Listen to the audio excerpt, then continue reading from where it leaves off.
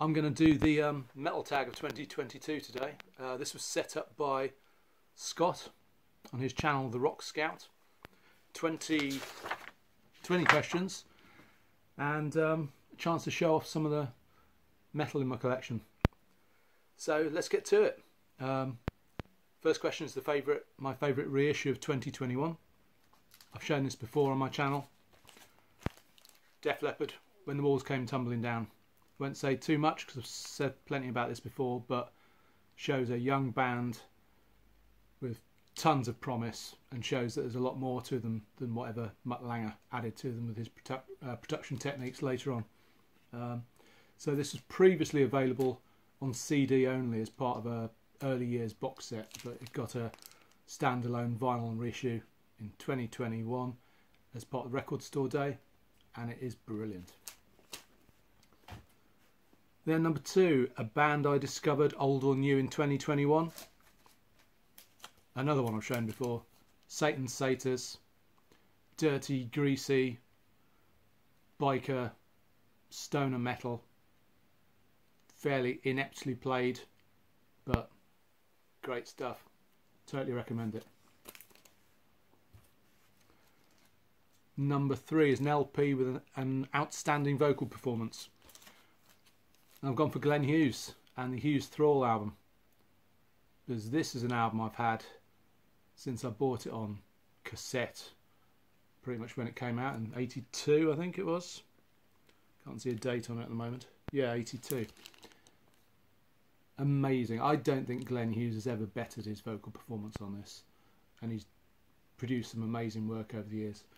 But tracks like Muscle and Blood, Beg, Borrow, Steal, First Step of Love, and Coast to Coast, which he'd previously done with Trapeze, are all superb. And if you don't know this album, you have to check it out.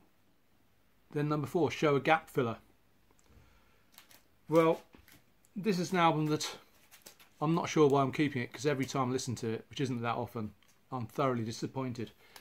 One of my favourite bands, but after Eric Wagner left, they got Corey Clark, who has previously been Warrior Soul, on vocals, and for me his voice just didn't fit with the band at all.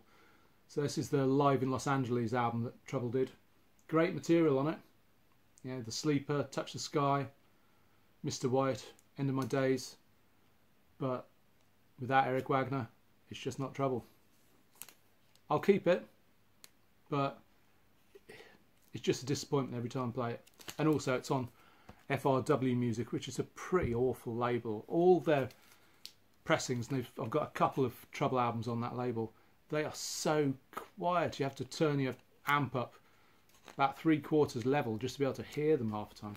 So poor pressing, not a great performance. A cheap pickup from 2021, and I've gone with Slow Burner and their An Emotional Business album. And it looks like this one's been signed by a couple of members of the band. This came out, I think, in 1989. It's, I suppose it's kind of a cross between new wave of British heavy metal and Bad Company. It's got that kind of rough and ready, independently financed, cheaply recorded sort of sound quality to it, but some great material on it and great performances. I picked this up on eBay and I paid £1.59 for this. Nobody else seemed interested in it, and it's a great record. You can check out a couple of tracks on Discogs or on YouTube, I think, and you might enjoy it. Then question 6 is my favourite new release artwork. Well, I didn't buy that many new releases, metal bands anyway, in 2021, but of the ones I did, this is my favourite artwork. I like the kind of send up of the fantasy album artwork genre, and I love the darkness. I know they split opinions, but They rock damn hard. I thought I was going to miss them earlier this year because when Omicron raised its ugly head, I was having serious doubts about whether it was worth the risk of going to gigs. But in the end, I did go and see them. I stayed safe, didn't get ill.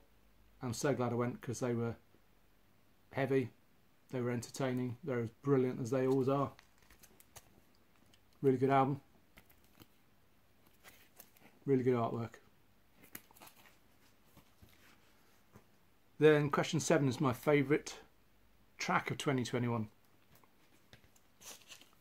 And that would have to be Hellfire Thunderbolt from KK Priest's debut album, Sermons of the Sinner. And it's what you would want and expect from KK. It starts off with some whammy bar wankery and thunder and lightning, and then it's just a relentless metal galloper. It's superb.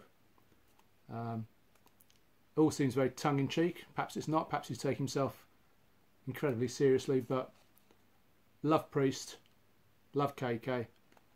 Now that Priest have announced they're going to go out as a 4-piece, which is a completely baffling decision, they need to get on the phone to KK, because I've said before, to me this album sounds like it's his, audition to get his job back. And on the strength of this album, he needs to go back. Richie Faulkner can very easily play Glenn Tipton's parts, no problem there. So I look forward to that happening. So Hellfire Thunderbolt, track of the year. Then number 8 is a song that's become an earworm. Okay, it's not a new song by any stretch of the imagination, but it is a song that I find myself singing, going in and out my head all day long. It's the title track off Chinatown by Thin Lizzy.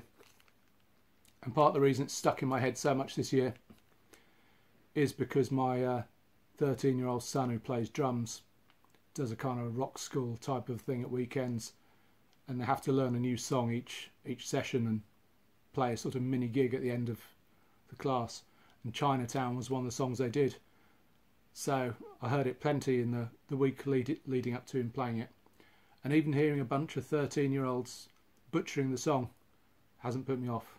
Superb song, and I think the sort of Snowy White era of Thin Lizzy is much underrated.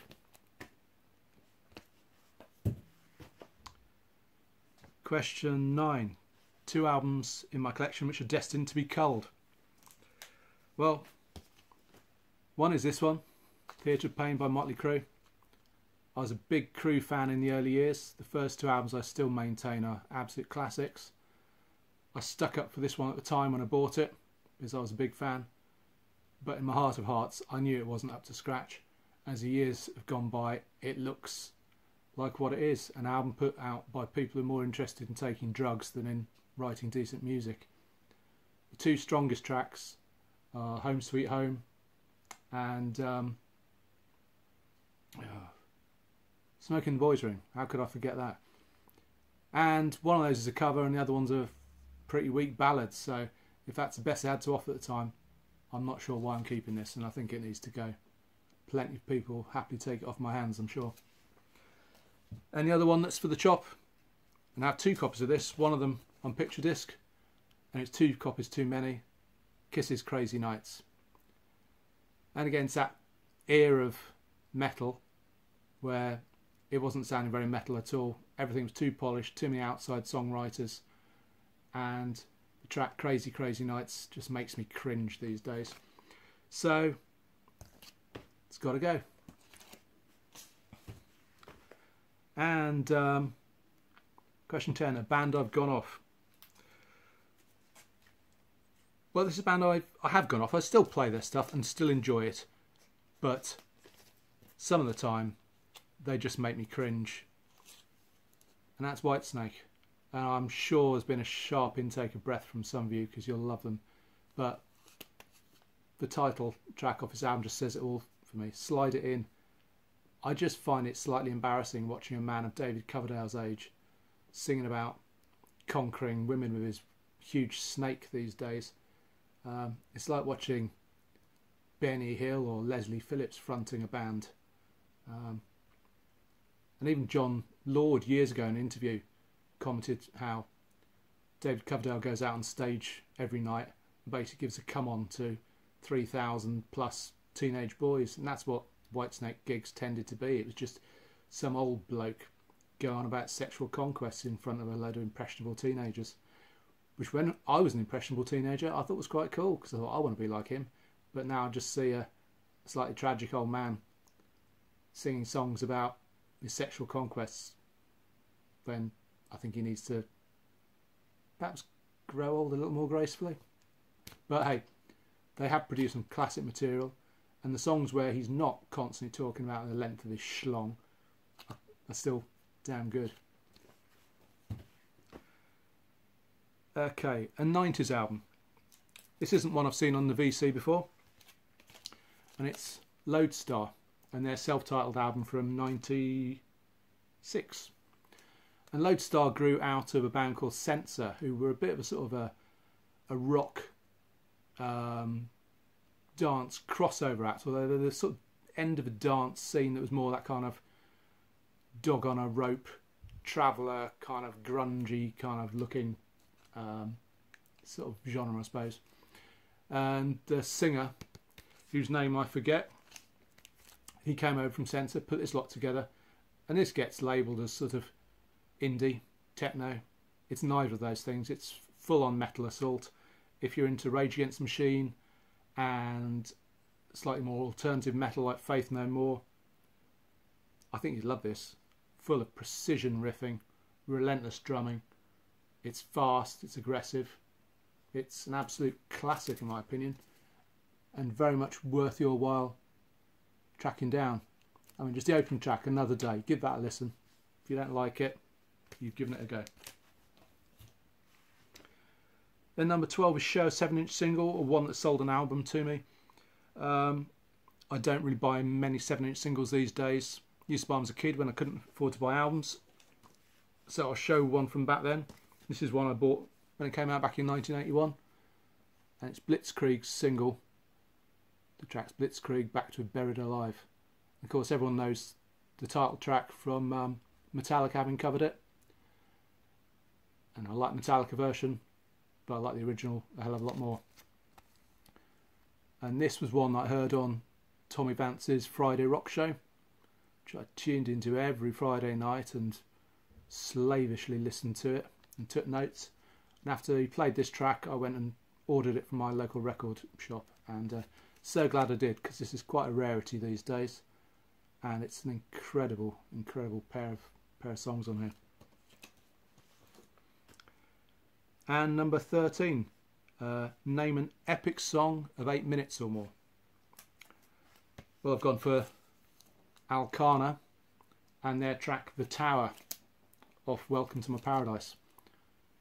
And this album is stupidly rare. This is a reissue, so it's still not easy to get, but it's probably a hell of a lot easier than an original copy.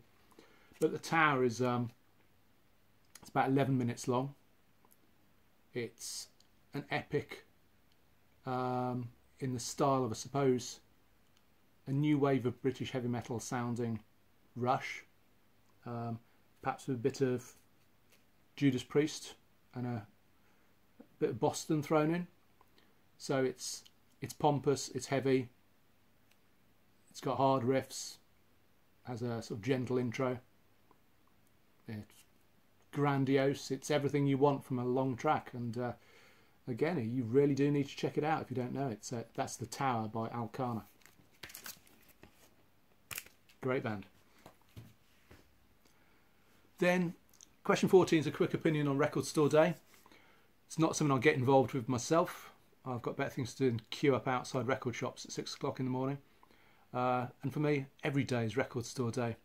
I think it's great for record shops, and for that reason, hey, who am I to say it shouldn't happen? I think it's great. Yeah, people queue up, buy records which they just sell on eBay for a hugely inflated price later on.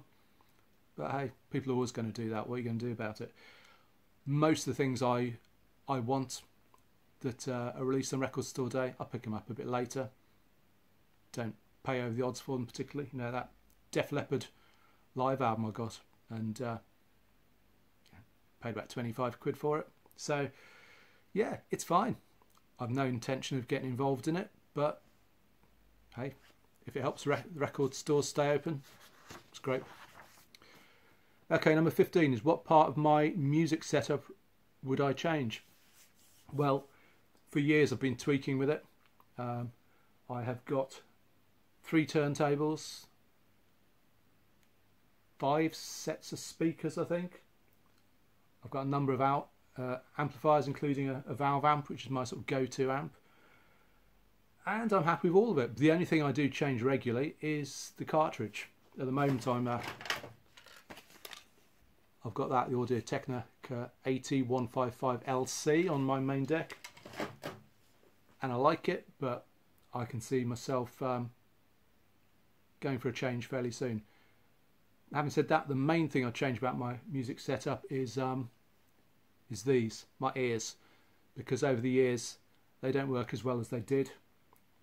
Left ear's particularly messed up, but I suppose after 40 plus years of gigging and playing in bands and clubbing and all the rest of it, they've taken some abuse. So yeah, some brand new ears would be nice. And question 16 is the biggest musical disappointment of 2021, and that's of course the lack of gigs. I normally go to probably 25 gigs a year, something like that. So it's been a difficult couple of years not being able to go and see live music. Been to see a couple the end of the year, but I suppose the gig I was most looking forward to, which didn't happen and has been postponed till I think the end of 2022, was Deep Purple with Blue Oyster Cult supporting, which 2 of my favourite bands. Can't wait to see them if everyone's still alive and kicking by then. Number 17, name an album I'm expecting and or looking forward to in 2022. I'm not quite sure, to be honest, what's due to come out. This came out in 2020, Blue Oyster Cult's Symbol Remains album, and it's one of my albums of the year. And I'm hoping that they've got the bug and will put out another album in 2022, because that is sensational, and they've not put out an album before that for 19 years, I think. So fingers crossed. Question 18, who would I most like to see release a solo album? Well, this is going to happen, not unless there's some recordings put aside that I don't know about. But I'd love to see Lemmy put out a solo album, and a very specific type of solo album. I always thought, based on things like God Was Never On Your Side from Kiss of Death, and the title track of 1916, and Dead and Gone from Snakebite Love, and even the track he wrote for Ozzy Osbourne, Mama I'm Coming Home. I always thought Lemmy needed someone like Rick Rubin to take him to one side and record a stripped down album, Lemmy, just him, an acoustic guitar, and do one of those albums like Johnny Cash did with Rick Rubin. Strip it right back, keep it really raw, close mic'd vocals, heartfelt kind of stuff. I think it would have been fantastic, because there's so much more to Lemmy than just the growling demon vocalist and bass player. I think his sensitive side showed itself sometimes, and I would have loved a whole album of that sort of stuff. I think it would have been incredible. Never going to happen, but it would have been nice. Okay, number 19 is show a placeholder album I would rebuy or plan to rebuy in better condition. And that's this one, the Cult self-titled album. I really like the Cult. Really like the Cult. And this is a great album. And I picked this up in a charity shop for £1. And I was delighted with myself until I got home and realised that, oh yeah, it's quite a long CD. It should be 2 LPs, and there was only 1 in here. So oddly, it has has both inner sleeves, but only has the 1 LP in there. So I'd love to get an upgrade copy of that with both the albums in. What's in here is in good condition, but it's just the one LP. Unfortunately, this goes for stupid money these days, so chances of me picking up a copy are fairly slim, but I'll keep on looking. And final question is, because of cost or availability, what album have I yet to pick up? And that is Trouble's Plastic Greenhead album. Yeah, I've got the CD. I love my vinyl. And Hammerheart Records have been releasing some of the Trouble back catalogue on vinyl and doing a really good job of it. But they haven't done this one yet. I think this may have had a vinyl reissue at some point, but I'm pretty sure it was on that FRW label and it's probably pretty awful anyway and really difficult to pick up now. And I'd sooner not have it and have a terrible pressing. So yeah, love Trouble, love this album, and that on vinyl would be fantastic. So there you have it. That is my response to Scott's metal tag. I was going to say vinyl tag. It's not exclusively vinyl, is it? But hope you saw something you enjoyed. Interested to read your comments. If you love Whitesnake, go easy. I like them too. They're one of the first bands I got into as a 12, 13-year-old singing Fall for Your Loving on Top of the Pops. Just find David Coverdale makes me cringe a little bit these days, but hey. Take care. I'll see you soon. Bye for now.